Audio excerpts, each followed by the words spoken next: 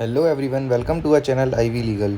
In continuation to Indian Evidence Act lecture series, in our today's video we are going to talk about section 132 of Indian Evidence Act. So this section basically talks about witness not excused from answering any incriminating questions.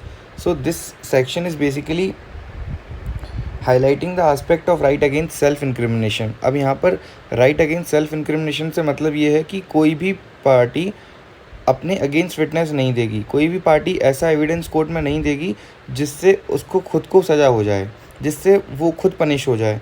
So no person will produce any evidence that would tend to criminate himself. All right, so this is the right against self incrimination कि आपको खुद को हानि से बचाने के लिए आप एविडेंस को छुपा सकते हैं. बट अब यहाँ पर फिर इस सेक्शन का इंपॉर्टेंस किस सेंस में आता है कि ये सेक्शन बोलता है a witness can not be excuse from answering any relevant question upon the ground that answer will tend to criminate him और to expose him to penalty और forfeiture. So but such answer cannot subject him to arrest or prosecution or be proved against him in any criminal proceeding except in a prosecution against witness for perjury. इसका मतलब सीधा सा है कि witness को हम excuse नहीं करेंगे from answering any relevant question. अगर विटनेस बोल रहा है कि मैं ये क्वेश्चन आंसर नहीं करूँगा तो उस चीज़ के लिए वो ये उसका एक्सक्यूज़ अलाउड नहीं है. अगर वो क्वेश्चन रेलेवेंट है केस को लेके तो इस बात को लेके एक्सक्यूज़ नहीं किया जाएगा कि वो रेलेवेंट क्वेश्चन उसको क्रिमिनेट कर देगा या वो रेलेवेंट क्वेश्चन का आंसर अगर वो दे देगा तो उससे उसको सज़ा हो जाएगी या वो लायबल हो जाएगा या he will be expose to penalty अगर वो ये क्वेश्चन का आंसर दे देता है. तो इन ग्राउंड पे उसको एक्सक्यूज़ नहीं करेंगे and that witness will be compelled to answer those questions.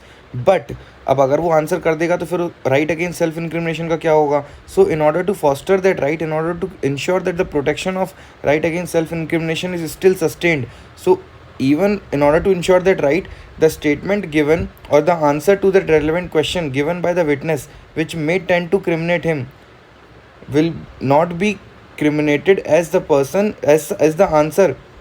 Such answer cannot subject him to arrest or prosecution, or such answer given by that witness cannot be proved against him in any criminal proceeding. So these 2 points which are given after but ensures the protection of right against self-incrimination, because a statement given by that person or an answer given by that witness will not subject him to arrest or prosecution or be proved against him in any criminal proceeding except in the case of perjury. So if there is a case of giving false evidence, then the answer of that person, answer of witness can be used to criminate him because it's the case of giving false evidence. In case of perjury, this protection is not available. Except perjury, the answer given by the witness which may tend to criminate him will not subject him to arrest or prosecution or will not be proved against him in any criminal proceeding. This protection is not applicable when witness voluntarily answers without any compulsion. अब यहाँ पर एक सबसे important बात ये है कि जब विटनेस को हम ये सब प्रोटेक्शन कब अवेलेबल है, जब विटनेस को हम कंपल्सरीली उसके मुंह से निकलवा रहे हैं. We are taking the statements out of his mouth, we are forcing him to state the facts, we are forcing him to answer the relevant questions. तो उस केस में जब कंपल्शन है तो फिर ये प्रोटेक्शन अप्लीकेबल है. अगर वो वॉलंटरीली विटनेस कुछ बोलना चाह रहा है, that will be taken as evidence, that even if that evidence tends him to criminate or subject him to arrest or prosecution, or if that evidence given by a witness may be proved against him in any criminal proceeding, will be considered as valid and will be admitted because that is given voluntarily. तो अगर compulsion में है तो person उसके against हम prosecution नहीं कर सकते, उसके अगेंस्ट वो एविडेंस यूज़ नहीं कर सकते. और अगर वो वॉलंटरीली है then it will be recorded as a valid evidence.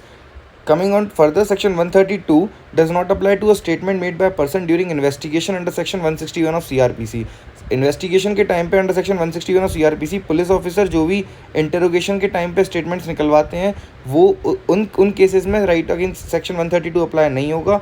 Reason being कि उस समय पे जब पुलिस ऑफिसर इंटरोगेट करता है during the process of investigation, that person is not considered as a witness. वो जब कोर्ट में आता है, एविडेंसेस देता है, at that moment he is considered as a witness and not at the time of investigation under section 161 of CRPC.